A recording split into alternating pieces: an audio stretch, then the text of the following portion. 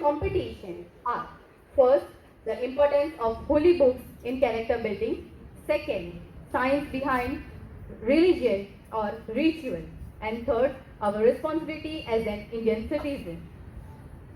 Our first participant is Ahir Rajveer Deepak Kumar. Please give a warm welcome to Rajveer.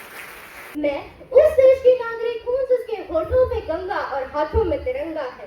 वो देश जो कभी सत्यम शिवम सुंदरम, कभी वंदे मातरम और कभी पंजाब सिंध गुजरात मराठा द्रविड़ उत्कल गंगा है। मैं उस देश की नागरिक हूँ जो हर ठुकरे हुए की शरण स्थली बन जाता है। मैं उस देश की नागरिक हूँ जो हर ठुकरे हुए की शरण स्थली बन जाता है और जो सात समुंदर पार परदेशियों को भी अपने ब्रदर्स एंड सिस्टर्स कहकर बुलाता है। यही प्रेम की पूज्य भूमि भारतवर्ष कहलाता है। यही प्रेम की पूज्य भूमि भारतवर्ष कहलाता है। A very happy morning to honorable judges, respected teachers and all my dear friends. This is Rajveer Ahir and today I stand before you not just as an individual but as a stewards of our nation's future to deliver a speech on my responsibility as an Indian citizen. As a citizen of this great nation, we bear a profound honor intertwined with the duties that demand your unwavering commitment. Our responsibility transcends the borders of caste, creed and religion. It embraces the collective aspirations of billion hearts. May I repeat? Billion hearts beating as one. As said by John Kennedy, ask not what your country can do for you. Ask not what your country can do for you. Ask what you can do for you. We are citizens of India, and patriotism doesn't just come to us on 15th August and 26th of January.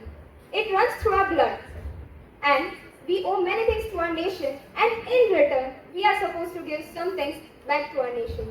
These things are called our duties. So, this leads us to my today's topic, which is duties of an Indian citizen. So, the first and foremost duty of each and every citizen of India is to respect the national anthem, national emblem, our Tiranga and other national symbols as well. So now, apart from the duties mentioned in the constitution, voting, obeying rules and remembering our leaders, I'd like to deliver a few points from my side, which I think are important from the modern era point of view. First, embracing digital security. So, we live in that time where modernization is spreading very rapidly, and the being socially active is the new normal. So we need to ensure that we are not invading anyone's privacy, we are not harming anyone's security. As well as we need to look after that our privacy is not getting invaded and we are not getting harmed by anyone. If we ensure this thing, then we would see India as a digitally safer nation.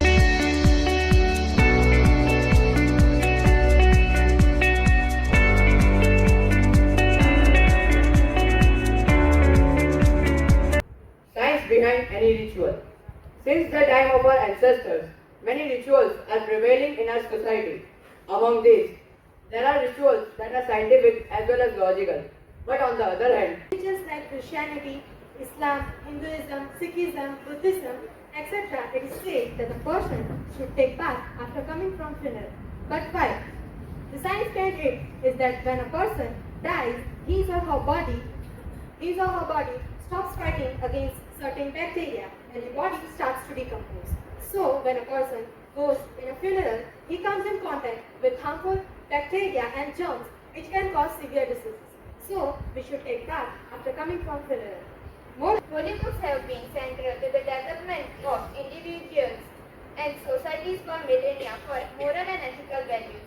They provide timeless wisdom, guiding principles, and profound insight that shape our behavior, that shape our character and influence our behavior.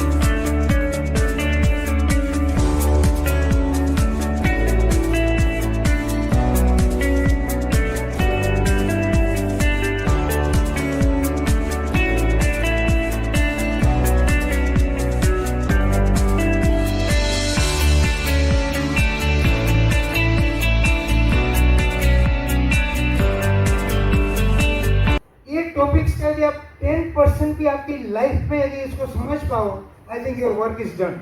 We have created good citizens for the country, that I can assure you for that thing. Holy books का नाम आया. Now, I was looking for something else actually when I was listening to this. Topic was fantastic, super. Now, are our religious books the only holy books in India? Is the Bhagavad Gita only holy book in India? Or is the Quran or the Mahabharata or the Ramayana or the Guru Granth Sahib, are they only the holy books in India? I think for you, for my students, your holy book is your textbook.